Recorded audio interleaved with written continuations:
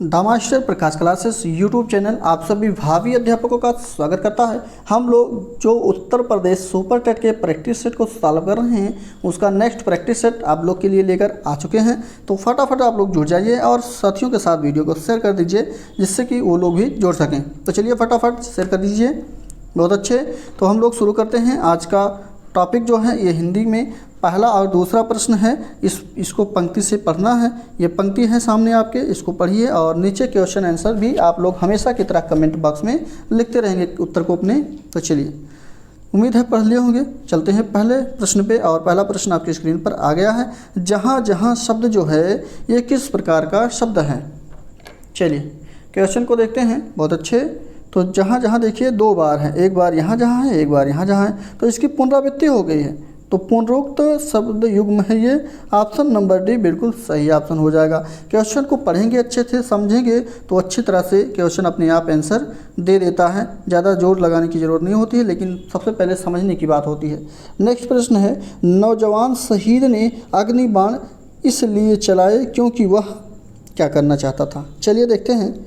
Option को पहले पढ़ेंगे क्योंकि अगर पद्यांश को जो है अच्छी तरह से पढ़ लिए होंगे तो अपने आप आंसर बन जाएगा।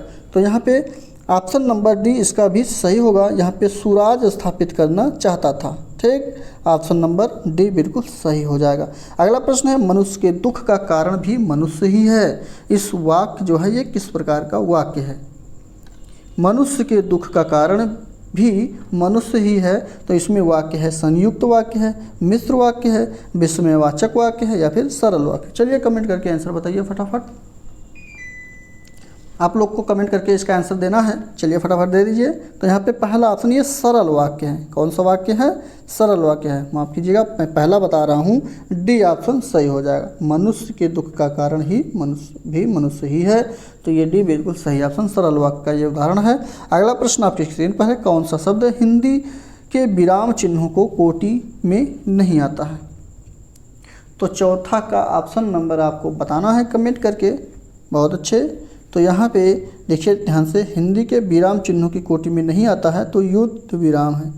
युद्ध विराम कौन सा चिन्ह है जी? ये कोई चिन्ह नहीं होता है। तो डी बिल्कुल सही है। ठीक है, ध्यान रखिएगा। ऑप्शन नंबर डी सही हो जाएगा। अगला प्रश्न है, प्रतिवर्ष नदी में बाढ़ आ जाती है। वाक्य में किस प्रकार की संज्ञा है। व्यक्तिवाचक संज्ञा है, जातिवाचक संज्ञा है, भाववाचक संज्ञा है या फिर गुणवाचक संज्ञा है। पाँचवें क्वेश्चन का आंसर आप लोग बताइए फटाफट, कौन सा सही हो जाएगा। तो यहाँ पे जातिवाचक संज्ञा है। ऑप्शन नंबर भी बिल्कुल सही ऑप्शन है। क्लियर। चलिए अगला प्रश्न है, सार्वनामिक विशेषण कौन सा है। मतलब ये सार्वनामिक विशेषण जो है वो किस प्रकार से आते हैं, किसके बाद में आते हैं, ये बताना है। क्वेश्चन अच्छा है। चलिए फटाफट आंसर दे दीजिए। तो यहाँ पे ये संज्ञा के पहले जो भी आते हैं ये सार्वनामिक विशेषण होते हैं। ऑप्शन नंबर यहाँ पे सी बिल्कुल सही हो जाएगा। ठीक, जैसे उस पेन को यहाँ रख दो। मान लीजिए एक सेंटेंस है, वाक्य है, उस पेन को यहाँ रख दो। तो इसमें वाक्य में जो पेन से पहले उस शब्द आया है, ध्यान दीजिएगा, पेन के पहले उस शब्द का प्रयोग हुआ है तो पेन की ओर वो इशारा कर रहा है। तो यही आपका क्या होगा, सार्वनामिक होगा। क्लियर, समझ में आया। बहुत अच्छी। यहाँ पे सी बिल्कुल सही ऑप्शन। अगला प्रश्न है आपका, परिमाणवाचक जो क्रिया है विशेषण वो कौन सा है। तो डी ऑप्शन यहाँ पे अत्यंत बिल्कुल सही होगा। ये परिमाणवाचक क्रिया विशेषण है। और इसी के साथ अगला प्रश्न है, अनिश्चयवाचक सर्वनाम का अपादान कारक में बहुवचन का रूप कौन सा होगा। चलिए फटाफट आंसर दे दीजिए। आठवें प्रश्न का ऑप्शन नंबर सी किन्हीं हो जाएगा। ठीक, चलिए बहुत अच्छे। नेक्स्ट है, हिंदी के प्रत्येक वर्ग के अंतिम वर्ग के उच्चारण स्थान कौन से होते हैं। जैसे ये जो स्पर्शी व्यंजन होते हैं, जैसे क, ख, ग, घ और ड़, ये आते हैं ना। तो ये सारे जो पंचमाक्षर होते हैं स्पर्शी व्यंजन के, ये अंतिम अक्षर हैं। इसका उच्चारण स्थान कौन सा होता है। तो इसका उच्चारण स्थान नासिका होता है। ऑप्शन नंबर सी बिल्कुल सही ऑप्शन। क्लियर। चलिए बहुत अच्छे। नेक्स्ट है, किस वाक्य में अपादान कारक है। तो वाक्य में अपादान कारक जो है वो हिमालय से गंगा निकली है। बी बिल्कुल सही ऑप्शन होगा। और अगला प्रश्न है, गोधूम शब्द कौन सा है। देशज, विशदेशज, तत्सम, तद्भव।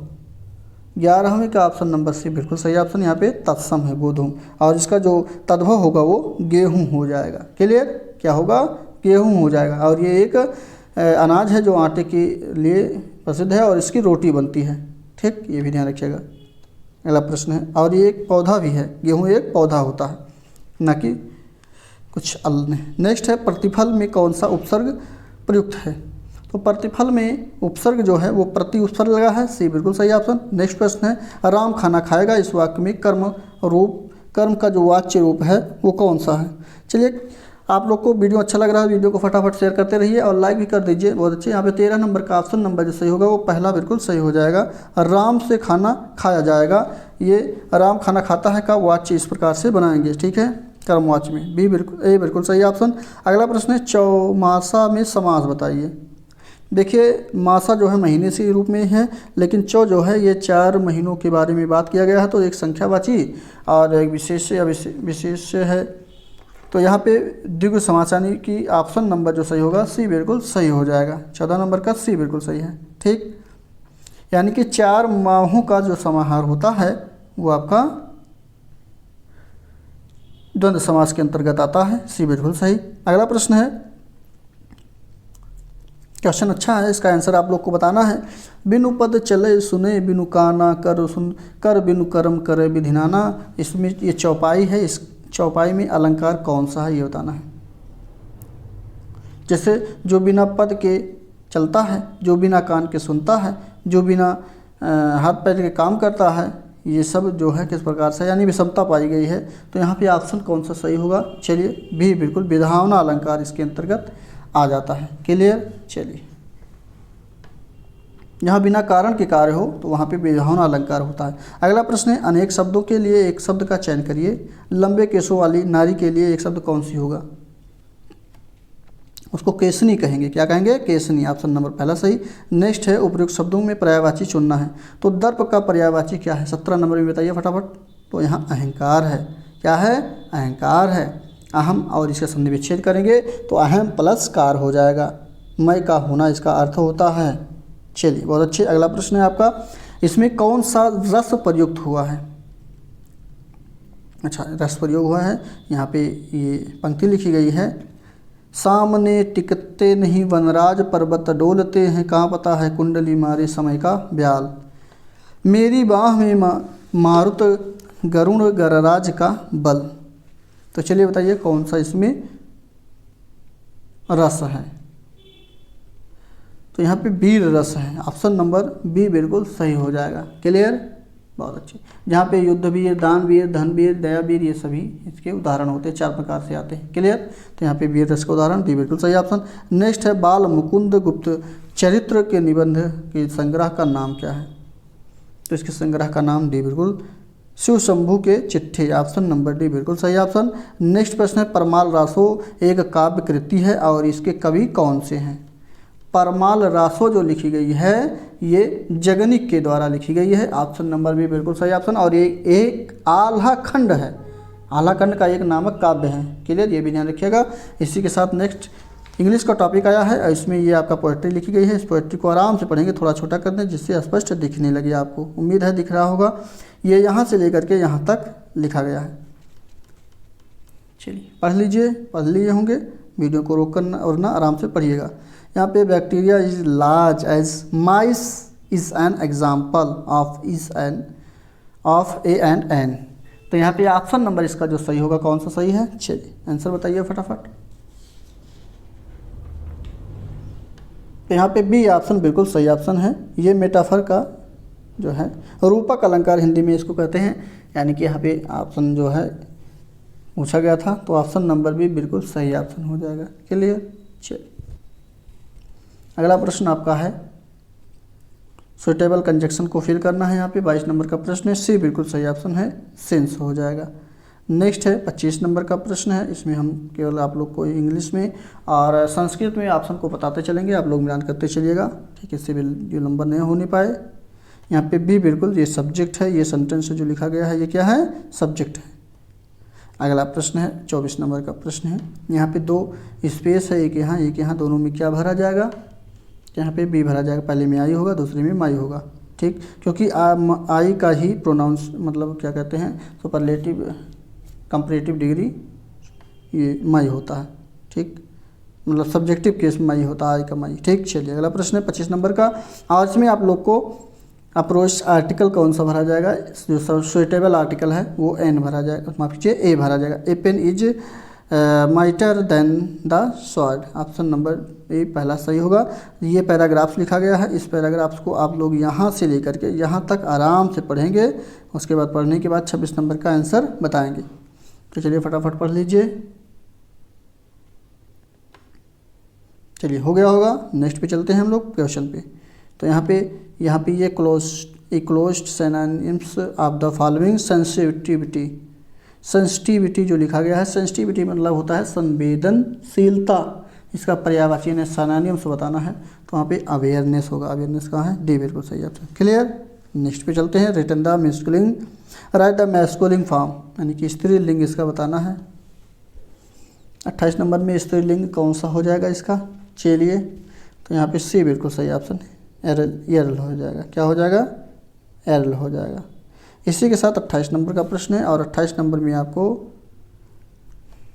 यहाँ पे कंप्लीट को पूरा करना है, सेंटेंस को कंप्लीट करना है, तो सी बिल्कुल सही ऑप्शन, यहाँ पे 2 भरा जाएगा। नेक्स्ट प्रश्न है करेक्ट द सेंटेंस, इसको सही कौन सा सेंटेंस सही है ये बताना है। तो यहाँ पे सी ऑप्शन सही है, the bag together with the books is lost. ठीक, बैग के साथ पुस्तक, मतलब बैग के साथ पुस्तक भी खो गई।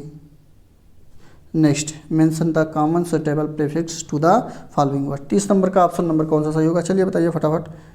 चेंज है, गो है और ग्राउंड है, इसमें कौन सा प्रीफिक्स जोड़ दें तो सही जो है सुटेबल वर्ड निकलेगा। तो पहला ही यहाँ पे जोड़ेंगे, अंडर चार्ज, अंडर गो, और उसके बाद अंडर ग्राउंड। क्लियर, चलिए बहुत अच्छे। अब संस्कृत का क्वेश्चन हम लोग थोड़ा फटाफट तेजी के साथ देख लेंगे। इसमें पर्यायवाची बताना है, इसका पर्यायवाची क्या है, तो बी बिल्कुल सही ऑप्शन हस्त हो जाएगा। और इसी के साथ 32 नंबर पे चलते हैं। 32 नंबर में यहाँ पे एक मिनट हाँ, यहाँ पे इसका भी विलोम शब्द बताना है आदि का, तो आदि का विलोम शब्द जो होगा वो अनादि हो जाएगा। नेक्स्ट है पठ धातु लट लकार मध्य पुरुष एक वचन का रूप कौन सा है इसमें, तो इसमें अपठता यानी डी ऑप्शन सही हो जाएगा। ये एक शब्द लिखा गया है, वर्ण लिखा गया है, शब्द कह रहे हैं रा का उच्चारण स्थान कौन सा है।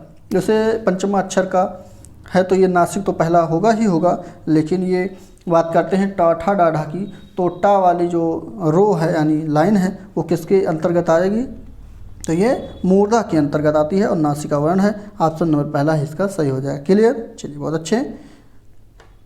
और का वाली लाइन जो है वो कंठस्थ नस का होती है, अगर ड़ा में आ जाए या फिर चा यहाँ आ जाए तो चा वाली लाइन में तालु होते हैं, और पंचमा अक्षर जो होता है नास का होता ही है, और ये पा वाले अक्षर हैं। ठीक, चलिए समझ में आया होगा। 35 नंबर के ऑप्शन नंबर जो सही है वो कौन सा सही है, तो बी चतुर्थी है। यहाँ पे ये शब्द जो लिखा गया है वाक्य, इसमें पद किस विभक्ति का प्रयोग हुआ है, तो बी चतुर्थी का हुआ है। नेक्स्ट है कुर्बन, इस पद में कौन सा प्रत्यय लगा है, तो यहाँ पे सी ऑप्शन श्रुत प्रत्यय लिखा हुआ है, सत्री। नेक्स्ट है सर्वनाम का संधि विच्छेद कौन सा होगा, तो इसका संधि विच्छेद कौन सा है ये बताइए। 37 नंबर का प्रश्न है, ऑप्शन नंबर यहाँ पे भी बिल्कुल सही ऑप्शन हो जाएगा, सुरो अणम बिल्कुल सही ऑप्शन। नेक्स्ट है 38 नंबर। 38 नंबर में ऑप्शन नंबर पहला बिल्कुल द्वंद्व समास में आया गया, हंसो जो है ये द्वंद्व का है। नेक्स्ट है यहाँ पे ये देखिए पंक्ति लिखी गई है, इस पंक्ति में यानी उक्त जो है ये कहाँ से लिया गया है, तो ये नीति शतक से लिया गया है। ऑप्शन नंबर सी बिल्कुल सही ऑप्शन। और अगला प्रश्न यानी 40 नंबर का, इसको आप लोग को पढ़ना है, यहाँ से पढ़ना है यहाँ तक, आंसर नीचे क्वेश्चन आंसर देना है आपको। चलिए उम्मीद है पढ़ लिए होंगे। तो यहाँ पे क्वेश्चन बन गया है, चलिए बताइए। सत्यम वद धर्मम चा, सत्यम वद धर्मम च वाक्य कस्य महिमा वर्णिता, यहाँ पे डी, एक मिनट डी ऑप्शन, हाँ डी ऑप्शन यहाँ सत्य से बिल्कुल सही ऑप्शन हो जाएगा। नेक्स्ट है विज्ञान का पोर्शन आपका। विज्ञान के पोर्शन को हम लोग फटाफट करेंगे। सबसे पहले यहाँ पे देखिए स्पेस भरा है, यानी कि किसके एक प्राकृतिक विद्युतीकरण गतिविधि है, तो यहाँ पे ऑप्शन नंबर डी यानी कि अरोरा जो है एक प्राकृतिक विद्युत गतिविधि है, जिसकी विशेषता आकाश में लाल और हरा रंग माफ कीजिए, लाल और हरा प्रकाश किरणों की उपस्थिति है जो विशेष तौर पर उत्तरी और दक्षिणी चुंबकीय ध्रुव के निकट घटित होती है। ठीक, तो डी बिल्कुल सही ऑप्शन हो जाएगा। और अगला प्रश्न आपका, फुलरीन कार्बन का एक अपरूप है, इसकी खोज किसके द्वारा की गई है? तो इसकी खोज जो है रिचर्ड स्मेली के द्वारा की गई है फुलरीन की। ऑप्शन नंबर बी बिल्कुल सही ऑप्शन। नेक्स्ट है, अनाधिकृत उपयोग में जो नेटवर्क की रक्षा करने वाले के लिए होता है उनको किसके इंटरनेट प्रोटोकॉल के अवरुद्ध करता है ये? तो ये वायर वाल होता है, माफ कीजिए, फायर वाल होता है। ऑप्शन नंबर पहला ही सही हो जाएगा। क्लियर। नेक्स्ट है, यदि कोई वस्तु एक वृत्तीय गति में एक समान वेग से चल रही है तो वो क्या करेगा? उसका त्वरण बढ़ेगा, घटेगा, या वेग बदलेगा, या समान रहेगा?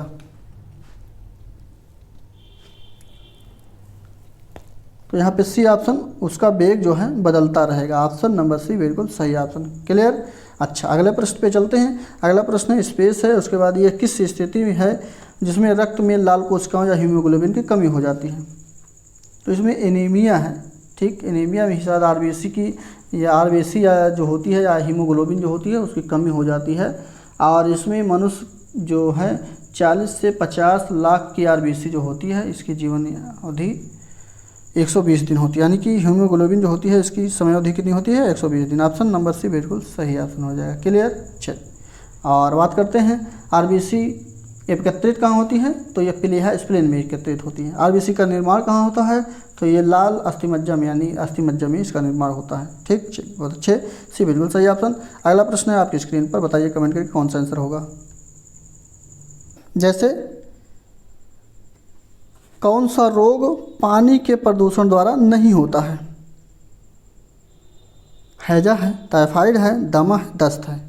46 का ऑप्शन नंबर कौन सा सही होगा? फटाफट आंसर दीजिए। तो यहाँ पे सी ऑप्शन दमा बिल्कुल सही हो जाएगा। इसी के साथ अगला प्रश्न है, तरंगदैर्घ्य तरंगों गैसीय माध्यम में जो है ये किसका उदाहरण है? ऊष्मा तरंग का, रेडियो तरंग का, विद्युत चुंबकीय तरंग का, या फिर ध्वनि तरंग का? तो 47 का ऑप्शन नंबर जो सही है वो डी बिल्कुल सही ऑप्शन, ये ध्वनि तरंग का उदाहरण है। क्लियर, डी बिल्कुल सही ऑप्शन। अगला प्रश्न है, प्रक्षेपक गति में कुल उड़ान समय जो होता है वो कितना होता है, या कैसा होता है, ये बताना है। चलिए, उम्मीद है सभी ऑप्शन दिख रहा होगा। तो यहाँ पे देखिए, अधिकतम ऊंचाई तक पहुँचने के लिए लगने वाले समय से दोगुना होता है। तो ऑप्शन नंबर डी बिल्कुल सही होगा। यही प्रक्षेपक गति के उड़ान जो समय में होता है यही होता है। डी बिल्कुल सही ऑप्शन होगा। अगला प्रश्न है, चींटी के काटने पर कौन सा रासायनिक पदार्थ व्यक्ति के शरीर के भीतर जाता है? बहुत अच्छा प्रश्न है। ये जब मनुष्य के शरीर के भीतर जाता है तो वहाँ पे हल्का परपराहट टाइप का और हल्का सा सूजन आ जाती है। तो ये जो है वो आपका फार्मिक अम्ल होता है। ऑप्शन नंबर यहाँ पे सी बिल्कुल सही ऑप्शन हो जाएगा। ठीक, ध्यान रखिएगा।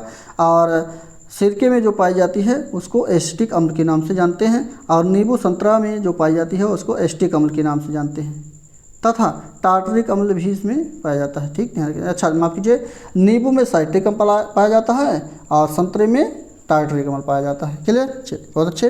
अगला प्रश्न है, प्रकाश संश्लेषण के दौरान जो उन्मुक्त ऑक्सीजन होती है वो कहाँ से आती है?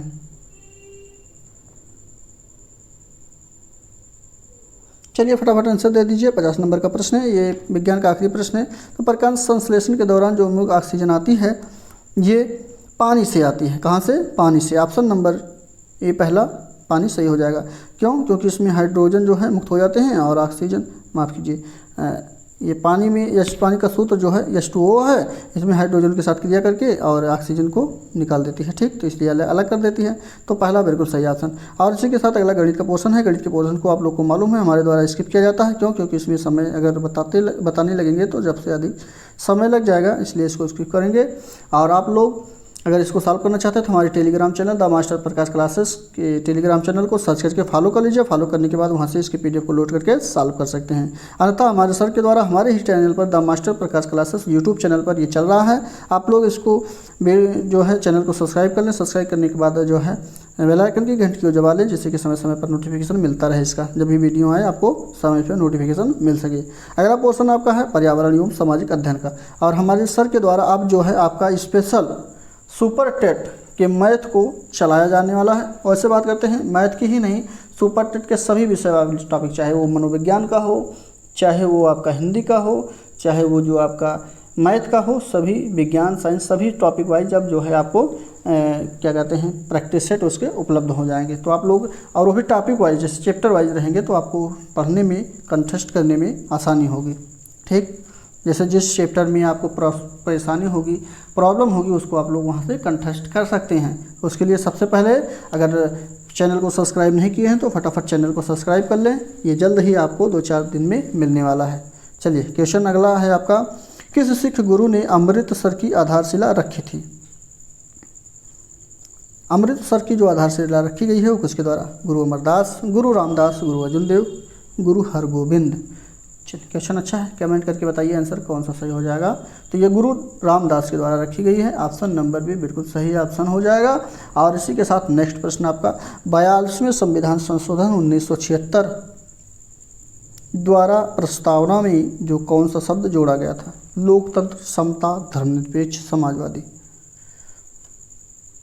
तो 42वें संविधान संशोधन के द्वारा जो है 1976 के 2 में डाला गया है धर्मनिरपेक्ष, प्रस्तावना में जोड़ा गया है क्या? धर्मनिरपेक्ष। ऑप्शन नंबर यहाँ पे सी बिल्कुल सही ऑप्शन हो जाएगा। और इसी के साथ अगला प्रश्न है, जियो और जीर्णोद्धार किसने कहा था? तो जियो और जीर्णोद्धार ये कहा गया है महावीर स्वामी के द्वारा, ऑप्शन नंबर पहला सही हो जाएगा। नेक्स्ट है, दक्षिण भारत का मैनचेस्टर किसे कहा जाता है? ये सारे जी प्रश्न हैं, ये कोयम्बटूर को कहा जाता है, ऑप्शन नंबर पहला बिल्कुल सही ऑप्शन हो जाएगा। और यही साथ साथ ये कोयम्बटूर जो है ये तमिलनाडु का एक प्रांत शहर है, इसी को ही मैनचेस्टर के नाम से प्रसिद्ध है। ठीक, और यहाँ पे कपड़े का उत्पादन केंद्र इसको माना जाता है। क्लियर? चलिए बहुत अच्छे, चलते हैं हम लोग अगले प्रश्न की तरफ। भारत का सबसे बड़ी सिंचाई नहर परियोजना कौन सी है? तो इंदिरा सागर नहर परियोजना भारत की सबसे बड़ी है, और शारदा नहर जो है वो उत्तर प्रदेश की है। यहाँ पे सबसे बड़ी भारत की पूछी गई है, तो भी बिल्कुल सही ऑप्शन हो जाएगा। और नेक्स्ट प्रश्न है आपका स्क्रीन पर, सूर्यास्त के बाद भी पृथ्वी की सतह के निकट वायु किस कारण ऊष्मा प्रदान करती है? तो ये स्थलीय विकिरण के कारण, ऑप्शन नंबर बी बिल्कुल सही ऑप्शन। जैसे दोपहर में या दिन में जो ताप हमारी पृथ्वी पर पड़ा है वो उसको एब्जॉर्ब कर ली है, अब ये इसको जो है विकिरित करती है, मतलब निकालती है ना, तो यही स्थलीय विकिरण के कारण ऊष्मा प्राप्त होती रहती है, यानी गर्मी बनी रहती है। बी बिल्कुल सही ऑप्शन होगा। नेक्स्ट प्रश्न है, भारत में जो तीसरी पंचवर्षीय योजना का मुख्य उद्देश्य क्या था? ग्रामीण विकास था, कृषि था, सामाजिक समावेश था, माफ़ कीजिए आर्थिक समावेश था, या आर्थिक सुधार था? तो यहाँ पे बी बिल्कुल सही हो जाएगा, कृषि था। और औद्योगिक भारी उद्योग जो था, उद्योग भी लगाना इसका लक्ष्य था। एक माफ़ कीजिए, नहीं, उद्योग जो लगाना था वो दूसरी पंचवर्षीय में था। ठीक, तो ऑप्शन नंबर बी इसका बिल्कुल सही ऑप्शन। और इसी के साथ अगला प्रश्न पे चलते हैं। इसमें ऊपरी सदन जो राज्यसभा के कितने सदस्यों की नियुक्ति करता है कि राष्ट्रपति द्वारा की जा सकती है, यानी राष्ट्रपति के द्वारा भारत में कि कितने लोगों की नियुक्ति की जा सकती है? वैसे इस समय जो है वर्तमान में इसमें 104वां संविधान संशोधन करके इसको समाप्त कर दिया गया है। फिर भी यहाँ पे क्वेश्चन आ गया है, पूछा जा सकता है या किया जाता था, इस प्रकार से पूछा जा सकता है। तो यहाँ पे भी बिल्कुल सही ऑप्शन हो जाएगा, 12 सही हो जाएगा। क्लियर? राज्यसभा में भारत का राष्ट्रपति जो होता है 12 सदस्यों को मनोनीत कर सकता है, इसकी इतनी पावर होती है। अगला प्रश्न है, किस सिख गुरु ने खालसा की शुरुआत की थी? तो यहाँ भी बिल्कुल सही ऑप्शन, गुरु तेग सिंह, गुरु गोविंद सिंह के द्वारा खालसा की शुरुआत की गई थी। ऑप्शन नंबर बी बिल्कुल सही हो जाएगा। अगला प्रश्न है, भूमध्य रेखा पर 2 देशांतरों के बीच की दूरी लगभग कितनी होती है? चलिए बताइए आंसर कौन सा सही हो जाएगा यहाँ पे? तो यहाँ पे 2 देशांतरों के मध्य की दूरी जो भूमध्य रेखा पर, एक मिनट, भूमध्य रेखा पर, हाँ भूमध्य रेखा पर जो होती है, अच्छा देशांतरों की अक्षांशों के बीच नहीं, देशांतरों के बीच की दूरी पूछी गई है। तो यहाँ पे भी 111 किलोमीटर, ऑप्शन नंबर भी बिल्कुल सही हो जाएगा। क्लियर? चलिए बहुत अच्छे। शिक्षण कौशल का प्रश्न है, और इस प्रश्न में पहला प्रश्न है, शिक्षण विकास में मूल्यांकन का अर्थ क्या होता है? तो इसमें मूल्यांकन का ज्ञान की जो क्षमता का मूल्यांकन होता है, यही शैक्षिक विकास का मूल्यांकन का अर्थ होता है। ऑप्शन नंबर डी बिल्कुल सही ऑप्शन। और इसी के साथ नेक्स्ट प्रश्न है, कौशल सीखने की पहली अवस्था कौन सी होती है? तो कौशल सीखने की पहली अवस्था होती है वो अनुकरण होता है। जैसे जो बड़े लोग करते हैं, छोटे लोग या छोटे बच्चे भी वैसे शुरू कर देते हैं, ठीक है, यही प्रथम चरण उनका होता है। तो ऑप्शन नंबर डी यहाँ पे बिल्कुल सही हो जाएगा, अनुकरण हो जाएगा। साथ साथ अगला प्रश्न है, शिक्षण सिद्धांत का अधिनियम कौन सा है?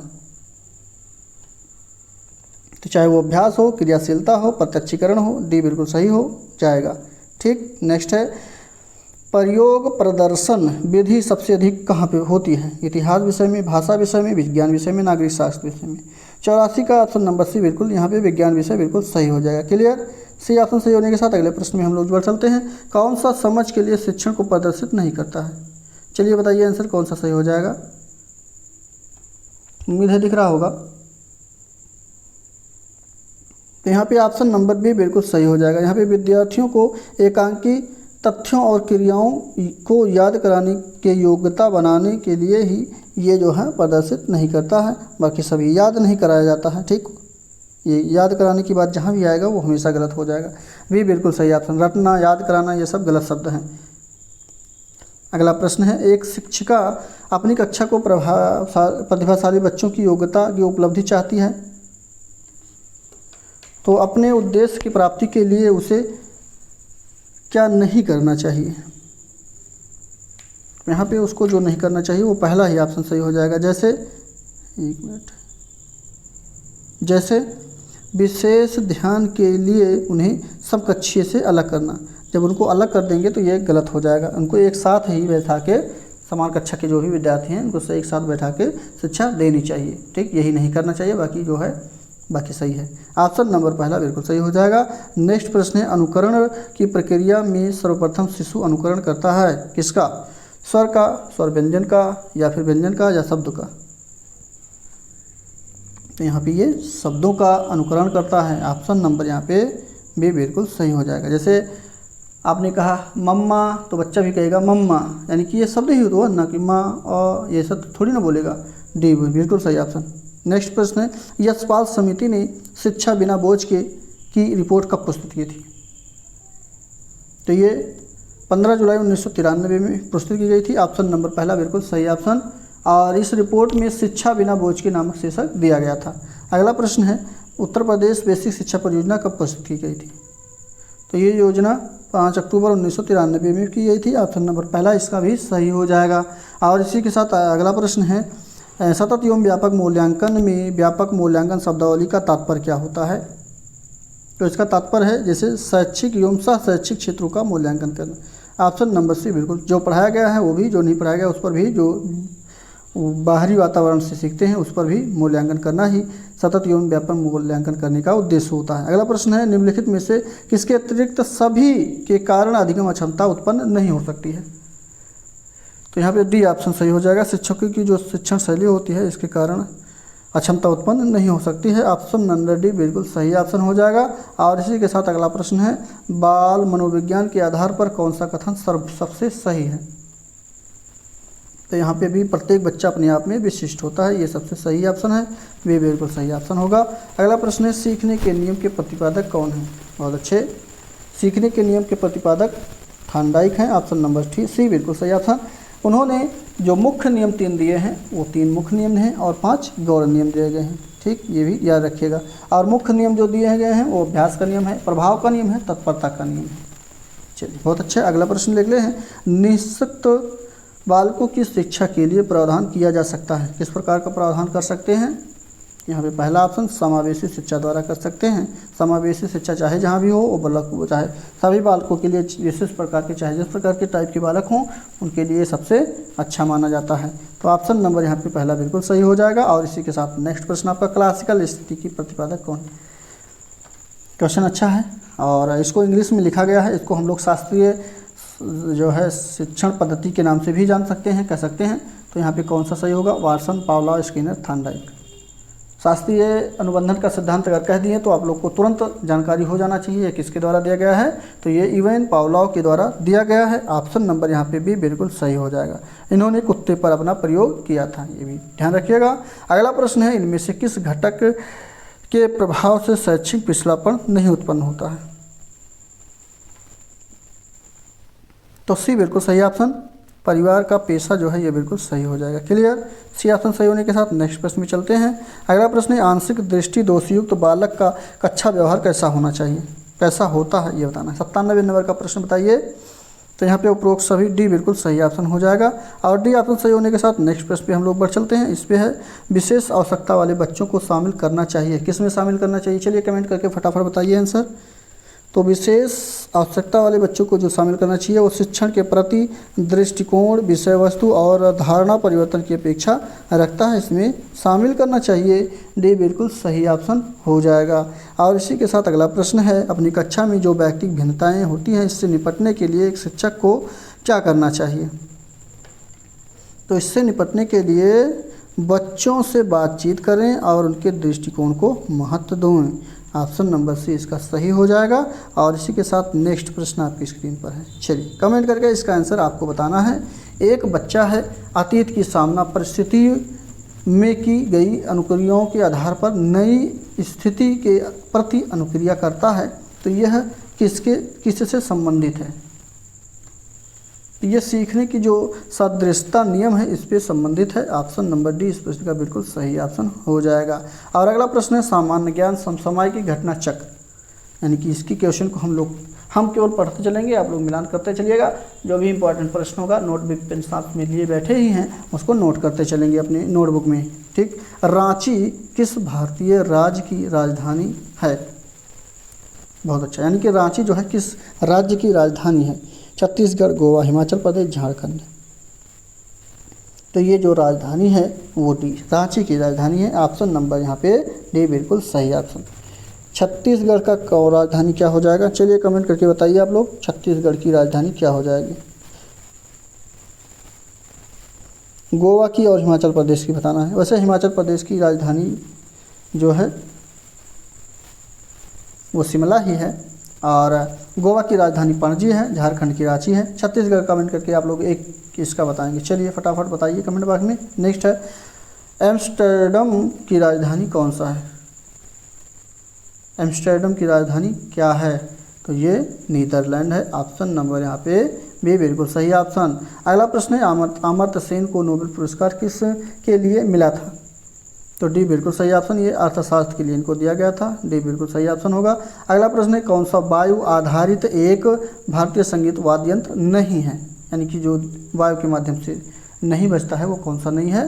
तो यहाँ पे ये संवादिनी है। ऑप्शन नंबर सी बिल्कुल सही ऑप्शन होगा।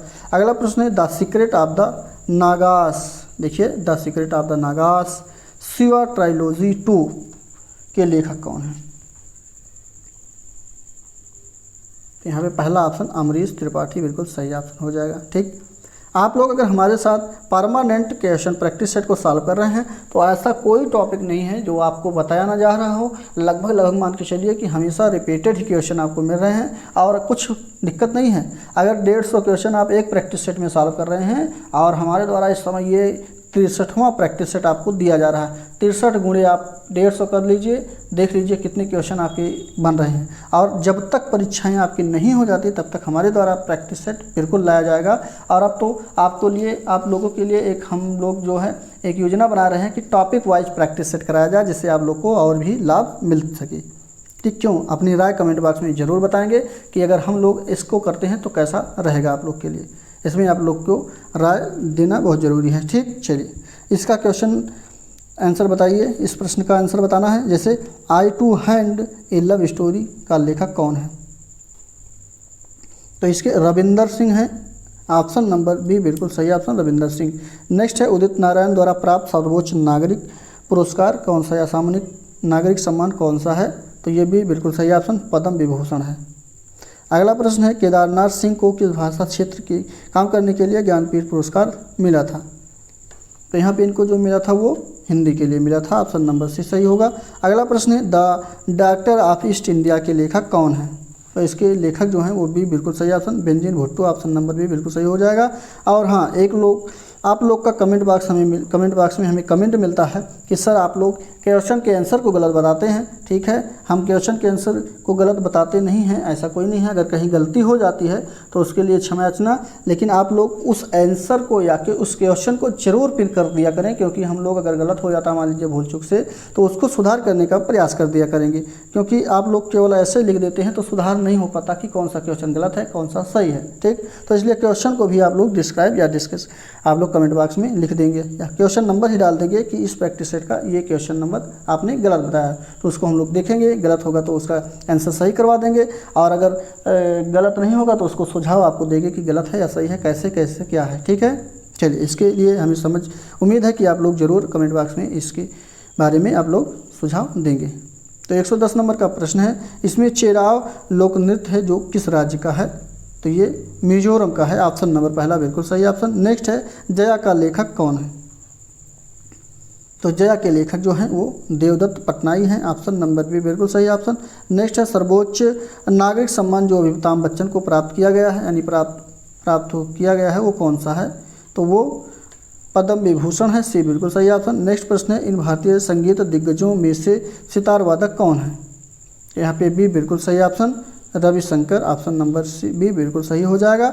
और अगला प्रश्न है, India 2020 a vision for a new millennium के लेखक कौन है? तो इसके लेखक जो हैं वो APJ अब्दुल कलाम हैं, ऑप्शन नंबर पहला बिल्कुल सही ऑप्शन। भारत के आन बान और शान, ठीक, परमाणु बम के या परमाणु हथियार के जो जनक के रूप में जाने जाते हैं, इनको एटॉमिक मैन भी कहा जाता है, ये भी ध्यान रखिएगा। ठीक, तो पहला ऑप्शन बिल्कुल सही ऑप्शन। और इसी के साथ अगला प्रश्न आपका, CV रमन को किस श्रेणी के लिए नोबेल पुरस्कार मिला था? तो इनको जो मिला था वो भी भौतिकी के लिए मिला था, ऑप्शन नंबर भी बिल्कुल सही ऑप्शन। अगला प्रश्न है, विकास खन्ना एक जो है किसके लिए पुरस्कार विजेता भारतीय शेफ हैं? तो यहाँ पे बी मिशेलिन बिल्कुल सही ऑप्शन हो जाएगा, यानी बी सही होने के साथ नेक्स्ट प्रश्न है, कुचिपुड़ी कहाँ किस राज्य की जो है लोक नृत्य है? तो ये भी बिल्कुल आंध्र प्रदेश की है, ऑप्शन नंबर भी बिल्कुल सही ऑप्शन। अगला प्रश्न है, इनमें से भारतीय राष्ट्रीय गान कौन सा है? ए मेरे प्यारे वतन, माँ तुझे सलाम, ऐसा देश है मेरा, जनगण मन। तो राष्ट्रगान की बात किया गया है, तो राष्ट्रगान अपना जनगण मन है। और ये 24 जनवरी 1950, एक मिनट, 24 जनवरी 1950 को अपनाया गया था। ठीक, चलिए, और सर्वप्रथम इसको जो है 1911 में कांग्रेस के कलकत्ता अधिवेशन में, कहाँ पे? कलकत्ता अधिवेशन में इसको गाया गया था। ठीक, ये भी ध्यान रखिएगा। तो यहाँ पे ऑप्शन नंबर डी बिल्कुल सही ऑप्शन होगा। अगला प्रश्न है, ईटानगर कहाँ की राजधानी है? तो ईटानगर जो है वो अरुणाचल प्रदेश की राजधानी है, ऑप्शन नंबर डी बिल्कुल सही ऑप्शन। त्रिपुरा का अगरतला, उत्तर प्रदेश का लखनऊ और उत्तराखंड का गैरसैंण या कह सकते हैं क्या है भाई, चलिए बताइए, देहरादून। ठीक, देहरादून और गैरसैंण दोनों है अपना, एक ग्रीष्मकालीन है और एक जो है शीतकालीन है। ग्रीष्मकालीन उत्तराखंड है और ग्रीष्मकालीन गैरसैंण है, याद रखिएगा। चलिए बढ़ते हैं अगले प्रश्न पे। फिल्म सितारे जमी पर के लिए आमिर खान ने किसके लिए फिल्म फेयर पुरस्कार जीता था? तो यहाँ पे पहला ऑप्शन सर्वश्रेष्ठ निर्देशक के रूप में, ऑप्शन नंबर यहाँ पे पहला बिल्कुल सही ऑप्शन होगा। नेक्स्ट प्रश्न है, गुजरात में रानी की वाव का जो एक मशहूर क्या है? तो ये एक बावड़ी है, ऑप्शन नंबर सी बिल्कुल सही ऑप्शन हो जाएगा। ठीक, चलिए अगला प्रश्न है, बॉलीवुड अभिनेत्रियों में से किसे राष्ट्रीय फिल्म पुरस्कार प्राप्त नहीं हुआ है? तो यहाँ पे डी माधुरी दीक्षित को नहीं प्राप्त हुआ, बाकी सभी को, रवीना टंडन, विद्या बालन, स्मिता पाटिल सबको मिला है, बट डी इनको नहीं मिला है। ठीक, तो ऑप्शन नंबर यहाँ पे डी बिल्कुल सही ऑप्शन होगा। अगला प्रश्न है, चाणक्याज चैंट के लेखक कौन है? तो चाणक्याज चैंट के लेखक अश्वनी सांधवी हैं, ऑप्शन नंबर डी बिल्कुल सही ऑप्शन। और अगला प्रश्न है, घूमर कहाँ की लोक नृत्य है? वैसे ये गुजरात की होनी चाहिए, देखते हैं, डी बिल्कुल सही ऑप्शन, बहुत अच्छे। एक मिनट, घूमर राजस्थान का है, गुजरात का नहीं है। ठीक, डांडिया गुजरात की है, ये घूमर जो है राजस्थान का है। क्लियर, डी बिल्कुल सही ऑप्शन। और इसी के साथ अगला प्रश्न है, टिड्डियाँ भारत में प्रवेश करती हैं कहाँ से? बांग्लादेश से, नेपाल से, पाकिस्तान से, श्रीलंका से। तो ये पाकिस्तान से प्रवेश करती हैं, ऑप्शन नंबर सी बिल्कुल सही ऑप्शन। अगला प्रश्न है, या सर्वोच्च नागरिक सम्मान जो शबाना आजमी को प्रदान किया गया था वो कौन सा ऑप्शन सही हो जाएगा? तो यहाँ पे बी पद्म भूषण बिल्कुल सही ऑप्शन हो जाएगा। और इसी के साथ अगला प्रश्न है, दाचिंगम राष्ट्रीय उद्यान कहाँ पर स्थित है? तो ये जम्मू कश्मीर में स्थित है, ऑप्शन नंबर सी बिल्कुल सही ऑप्शन। और अगला प्रश्न आपका, काला घोड़ा कला महोत्सव किस शहर में आयोजित किया जाता है? तो ये मुंबई में स्थित किया, एक मिनट, हाँ ठीक है, मुंबई में होता है, ऑप्शन नंबर डी बिल्कुल सही ऑप्शन। इसमें यह दिन जो है 9 दिन तक चलता रहता है। ठीक, चलिए इसको जो है ये उत्सव 1999 में प्रारंभ हुआ। कब? 1999 में। इसी के साथ नेक्स्ट प्रश्न है, NSAID नशेद दर्द निवारक की एक श्रृंखला है जिसमें आई किसके लिए प्रसिद्ध है? इम्यून के लिए, इंडिया के लिए, इन्फ्लेमेटरी के लिए या फिर इंस्टेटाइन के लिए? तो यहाँ पे ऑप्शन नंबर सी बिल्कुल सही हो जाएगा। इन्फ्लेमेटरी के लिए प्रसिद्ध है, ऑप्शन नंबर सी बिल्कुल सही। नेक्स्ट है EMI जो कर्ज के पुनर्भुगतान से संबंधित है, इसमें ई का तात्पर्य क्या होता है? तो ई का मतलब है इक्वेटेड, ऑप्शन नंबर यहाँ पे इक्वेटेड सही हो जाएगा, यानी बी बिल्कुल सही है, इक्वेटेड। नेक्स्ट प्रश्न है तार्किक यानी क्वेश्चन, यहाँ पे रीजनिंग का है, इसके क्वेश्चन को हम बताएंगे, आप लोग इसको मिलान करते चलिएगा। चलिए फटाफट मिलान करिए। यहाँ पे अगला आपको अक्षर, यहाँ पे अगला अंक क्या आएगा ये बताना है, वैसे कुछ करना नहीं है। यहाँ पे ऐसे बनाएंगे, ऐसे बनाएंगे, ऐसे बनाएंगे और ऐसे बनाएंगे, ठीक, कुछ करना नहीं है। इसमें इंटू 2 कर देंगे ये आ जाएगा, इंटू 2 कर देंगे ये आ जाएगा, इंटू 2 कर देंगे ये आ जाएगा, इंटू 2 कर देंगे तो क्या आ जाएगा? तो आ जाएगा ये 320। क्लियर? चलिए बहुत अच्छे। अगला प्रश्न आपकी स्क्रीन पर है, यहाँ पे 32 से लेकर के 34 प्रश्न तक इसमें आपको देखने के लिए मिलेंगे। ये सेंटेंस लिखे गए हैं, इसको आराम से पढ़िएगा तभी क्वेश्चन आप लोग बना पाएंगे। यहाँ से यहाँ तक पढ़ना है। चलिए बहुत अच्छे, उम्मीद है पढ़ लिए होंगे। 32 नंबर के प्रश्न पे चलते हैं। तो 32 नंबर में ई किस प्रकार बी से संबंधित है? तो ये जो संबंधित है 32 में, उसमें ई सही है, यानी पौत्री या पौत्र, ऑप्शन नंबर ई बिल्कुल सही हो जाएगा। क्लियर? चलिए अगला प्रश्न लेते हैं। और इसमें कौन सा विवाहित युगलों में एक है? तो यहाँ पे सी ऑप्शन सही होगा, एफ और ए सही हो जाएगा। और इसी के साथ नेक्स्ट प्रश्न है, परिवार में महिला जो कितनी महिला सदस्य हैं ये बताना है। 5 ऑप्शन दिए गए हैं, तो यहाँ पे ऑप्शन नंबर जो है 34 का डी बिल्कुल सही हो जाएगा। 3 या 4 कह सकते हैं, कोई क्लियर नहीं है, डी बिल्कुल सही ऑप्शन। अगला प्रश्न है, इसमें अगला पद आपको बताना है। चलिए कमेंट बॉक्स में छाप दीजिए आंसर, बहुत अच्छे। तो यहाँ पे संख्या जो लिखी गई है, देखिए कुछ करना नहीं है। जैसे यहाँ पे 412 लिखी गई है, तो 4 धन 1 धन 2 बराबर 7 का वर्ग कितना हो गया? 49 हो गया। नेक्स्ट पे करेंगे 3 धन 6 धन 1 बराबर 10 का वर्ग कितना हो जाएगा? 100 हो जाएगा। यहाँ पे 100 कहाँ है? सी है, बिल्कुल। नेक्स्ट पे चलेंगे। यहाँ पे कंप्यूटर का प्रश्न है, ईमेल क्या होता है ये बताना है। चलिए फटाफट आंसर दीजिए। तो ईमेल जो है वो संचार नेटवर्क प्राप्त करने के संदेश और मेमो का लेन देन है, ऑप्शन नंबर बी बिल्कुल सही ऑप्शन। अगला प्रश्न है, एप्लीकेशन से कॉपी किया गया डेटा कहाँ स्टोर होता है? तो ये जो स्टोर होता है वो फ्लिप बोर्ड पर स्टोर होता है, बी बिल्कुल सही ऑप्शन। अगला प्रश्न है, कंप्यूटर स्क्रीन पर जो लिंक करने वाले प्रतीक होते हैं उनको क्या कहते हैं? तो उनको बी बिल्कुल सही ऑप्शन, यहाँ पे कर्सर कहा जाता है, ऑप्शन नंबर बी बिल्कुल सही ऑप्शन। क्या कहते हैं? कर्सर कहते हैं। जो ये जो हमारे द्वारा चलाया जा रहा है ये कर्सर के माध्यम से ही चल रहा है, ठीक है, ये ध्यान रखिएगा। हाँ, यहाँ पे वही कहा गया है कि कंप्यूटर स्क्रीन पर जो ब्लिंक करने की प्रतीक होते हैं उसको क्या कहते हैं? कर्सर कहते हैं। ये कर्सर के माध्यम से ही तो लिखा जा रहा है, ध्यान रखिएगा। चलिए बहुत अच्छे, अगले क्वेश्चन पे चलते हैं। अगला क्वेश्चन है, फ्री ईमेल सेवा हॉटमेल का आविष्कार किसने किया था? तो डी बिल्कुल सही ऑप्शन, डगलस डी कह रहे हैं और सी पे लगा रहे हैं, सबीर भाटिया के द्वारा किया गया था। ऑप्शन नंबर यहाँ पे कौन सा सही होगा? डी बिल्कुल सही हो जाएगा। नेक्स्ट प्रश्न 40 नंबर का, हार्ड डिस्क से डिलीट की गई फाइलें कहाँ भेजी जाती हैं? तो ये जो भेजी जाती हैं रिसाइकल बिन में भेजी जाती हैं, ऑप्शन नंबर डी बिल्कुल सही ऑप्शन।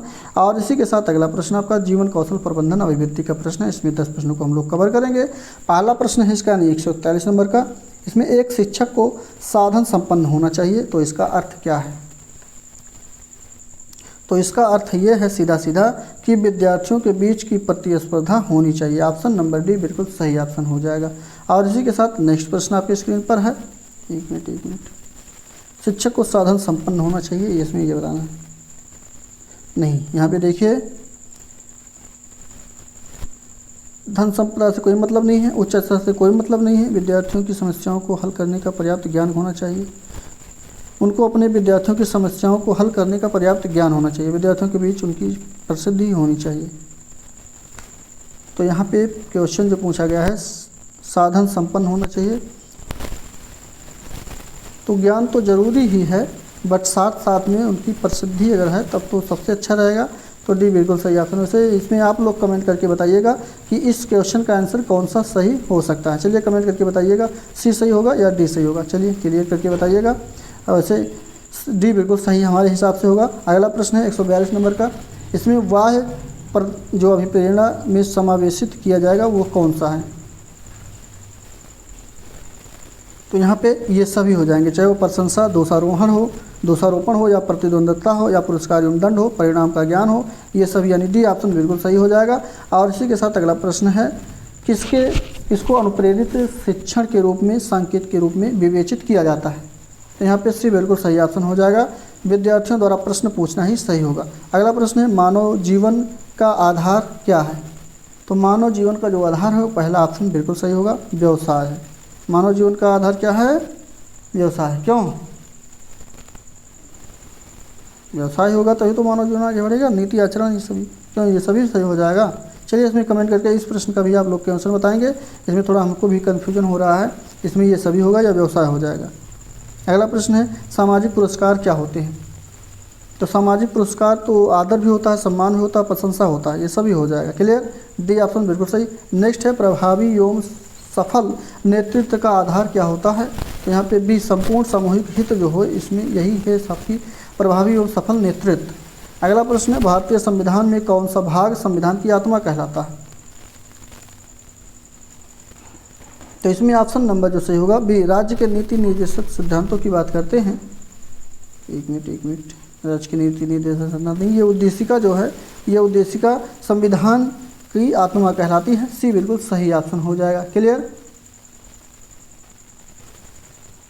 और ये के एम मुंशी के राजनीतिक जनपत्री के जो हैं उनके द्वारा कहा गई है। सुभाष कश्यप ने इसको एक मिनट इसको जो कहा है कि भारतीय संविधान में जो उद्देशिका है ये भारत संविधान की आत्मा है, इसको लाल बहादुर शास्त्री के द्वारा कहा गया है। माफ़ कीजिए, लाल बहादुर शास्त्री, जवाहरलाल नेहरू के द्वारा कहा गया है। ठीक है। और वहीं पे एम के मुंशी के द्वारा कहा गया है कि उद्देशिका को संविधान की आत्मा, क्या हो रहा है, एक मिनट इसको क्लियर कर दें हम थोड़ा। पहले क्वेश्चन को देखिए, भारतीय संविधान का कौन सा भाग संविधान की आत्मा कहलाता है।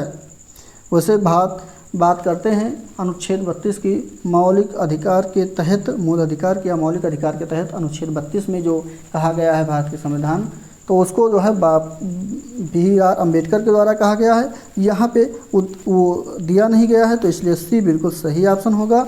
और ये जो कहा गया है वो जवाहरलाल नेहरू के द्वारा कहा गया। ठीक। और यहीं पे के एम मुंशी के द्वारा जो कहा गया है राजनीतिक जन्मपत्री, इसको कहा गया, क्या कहा गया है, राजनीतिक जन्मपत्री। और यहीं पे सुभाष कश्यप ने इसको कहा है संविधान शरीर है तो प्रस्तावना उसकी आत्मा है, यानी प्रस्तावना आधारशिला है।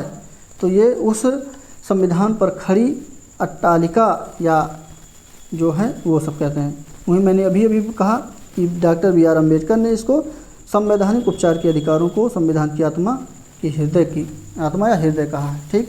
तो यहाँ पे डी ऑप्शन इसका एक मिनट यहाँ पे दिया गया है, ये डी बिल्कुल सही होगा। क्लियर। संवैधानिक उपचारों की जो अधिकार है ये बिल्कुल सही ऑप्शन हो जाएगा। क्लियर। चलिए बहुत अच्छे, तो सी इसका बिल्कुल सही ऑप्शन हो जाएगा। और इसी के साथ अगला प्रश्न आपके स्क्रीन पर है, कोई शिक्षिका, इसीलिए तो मैं कहूँ कि कैसे कन्फ्यूज हो रहा हूँ। ठीक। चलिए अगला प्रश्न है 48 नंबर का, कोई शिक्षिका अपने शिक्षार्थियों को क्या कहें कि उन्हें भीतरी प्रेरणा के साथ कार्य करने के लिए प्रोत्साहित कर सके। तो 48 नंबर का ऑप्शन नंबर डी बिल्कुल सही हो जाएगा।